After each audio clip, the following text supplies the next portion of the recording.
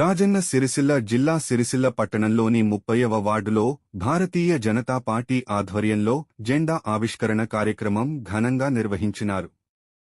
ఈ కార్యక్రమాన్ని కర్నే హరీష్ రేవంత్ నేతృత్వంలో ఏర్పాటు చేయగా స్థానిక పార్టీ నాయకులు, కార్యకర్తలు పెద్ద సంఖ్యలో పాల్గొన్నారు. పార్టీ బలోపేతం లక్ష్యంగా నిర్వహించిన ఈ కార్యక్రమం ద్వారా వార్డు స్థాయిలో బీజేపీ కార్యకలాపాలకు మరింత ఊపునిచ్చే ప్రయత్నం జరుగుతోంది. ప్రజల సమస్యలపై అవగాహన పెంపొందించడం, కేంద్ర ప్రభుత్వ సంక్షేమ పథకాలను ప్రజలకు చేరవేయడం ఈ కార్యక్రమం ముఖ్య ఉద్దేశ్యంగా నిర్వాహకులు పేర్కొన్నారు.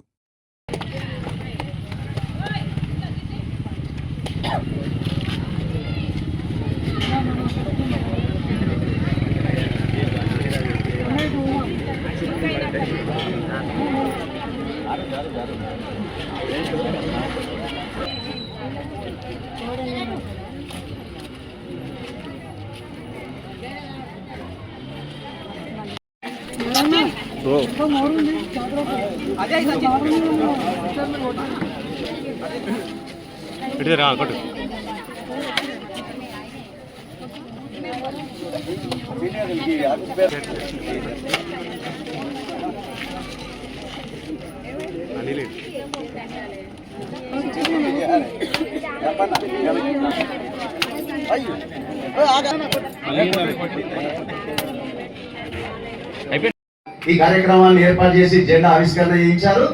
వారికి మా సిరిసిల్ల పట్టణ శాఖ తరఫున కృతజ్ఞతలు. అంతేకాదు, రానున్న రోజులలో మీరు కాస్తంత ఆలోచించాలి ప్రజలందరూ. ఎందుకంటే సేవా దృక్పథం ఎవరికి ఉంది?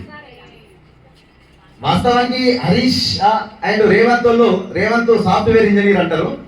మంచిగా 4 రూపాయలు సంపాదించుకొని ఇంత పెద్ద ఇల్లు కూడా కట్టుకున్నాడు. హాయిగా ఆయన పని ఆయన చేసుకుంటా, కంప్యూటర్ ల్యాప్టాప్ పెట్టుకొని ఇద్దరు పిల్లలు ఉన్నట్టున్నారు. హాయిగా చదువు చదివించుకుంటా ప్రశాంతంగా బ్రతకచ్చు. మరి బాగా పైసలు అయినట్టున్నాయి, నాకు అర్థమైతే లేదు. కానీ హరీష్ మాత్రం రాజకీయాల్లో గుంజేసిండు. ఎందుకయ్యా మరి అని అంటే, అన్న డబ్బు అందరం సంపాదిస్తాం, అన్ని సందర్భాల్లో సంపాదిస్తాం, కానీ సేవ చేయాలనే దృక్పథం నాకుంది. చిన్ననాటి నుండి కూడా మా హరీష్ కూడా బాగా యాక్టివ్గా ఉంటుంది. ప్రజల్లోకి వెళ్ళి వాళ్ళ కష్ట సుఖాలలో తను పాలు పంచుకొని అందరికి అందుబాటులో ఉంటూ సేవ చేయాలని ఒక దృక్పథంతో మాత్రమే రాజకీయాల్లోకి వస్తున్నామన్నా అని చెప్పేసి నాతో చెప్పారు. అదే మాట వారి మాటగా నేను మీకు చెప్తుంది. చాలా మంది పెద్ద పెద్ద నాయకులు ఉన్నారు ఇక్కడ, పాతకపోయినటువంటి నాయకులు ఉన్నారు. మనందరికీ తెలుసు, మన పట్టణాన్ని మొత్తం ఏలినటువంటి నాయకులు ఉన్నారు. కోటాను సంపాదించుకున్నారు కదా.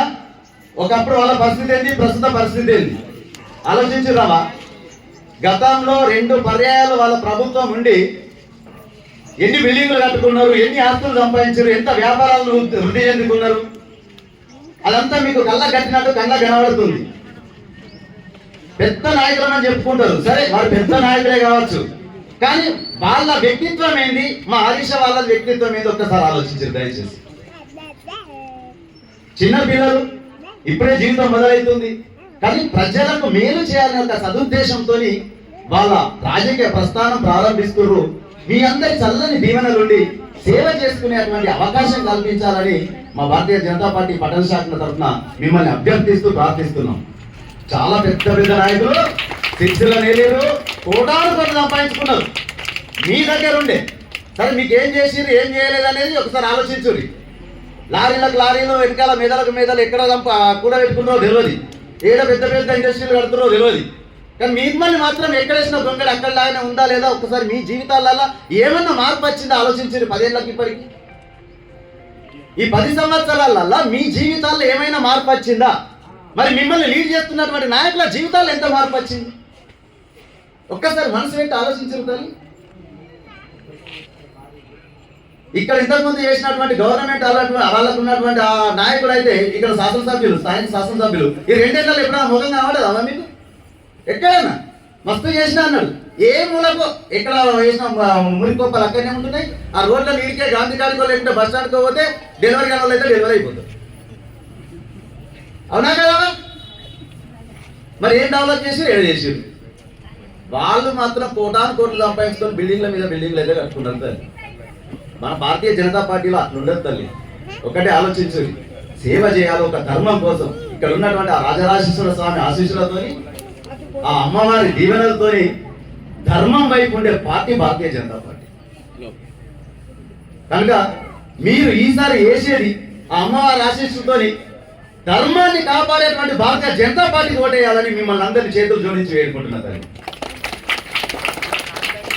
నరేంద్ర మోడీ గారు అంటే మీ అందరికీ తెలిసిందే, అక్కడ అంత భవ్యమైన రామ మందిరం కట్టిండు. ఇక్కడ ఇంత మన శివుడు ఇక్కడ ఉన్నాడు, రాముడు అక్కడ కట్టిండు. అవునా కాదా? హిందూ భావజాలాన్ని, హిందూ ధర్మాన్ని, హిందూ ధర్మరక్షకుడిగా వెలుగొందుతున్నటువంటి ప్రపంచాలే మన ప్రధానమంత్రి వైపు చూస్తున్నటువంటి అంత నరేంద్ర మోడీ గారి ఆశీస్సులతోని ఈరోజు భారతీయ జనతా పార్టీ కార్యకర్తలు మీ అందరి ఆశీర్వచనం కోసం రానున్న ఎలక్షన్లలో వస్తారు. ఒకసారి ఆలోచించి మా భారతీయ జనతా పార్టీ వాళ్ళకు ఒక్కసారి అవకాశం ఇవ్వండి తల్లి. ఎక్కడన్నా కరప్షన్ లేకుండా, కరప్షన్ అంటే తెలుసు కదా, మీ కళ్ళకి కనబడదావా, కానీ వాళ్ళ ఆస్తులు చూద్దరైతే ఏర్పడాలి కదా. ఇంత తక్కువ సమయంలో అన్ని కోట్ల రూపాయలు ఎలా సంపాదించారు ఒక్కసారి ఆలోచించారు, మనసు పెట్టి ఆలోచించారు. దయచేసి వచ్చేదంతా భారతీయ జనతా పార్టీదే.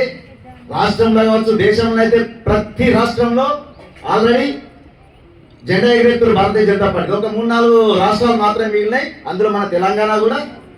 వచ్చినటువంటి ఈ రోజుల్లో ఏర్పడేది కూడా భారతీయ జనతా పార్టీ ప్రభుత్వమే. ఇక్కడ మాత్రం మీరు మీ వాడకటువంటి భారతీయ జనతా పార్టీ నాయకులకు అవకాశం ఇస్తే సేవ చేసుకునే భాగ్యమే మాకు.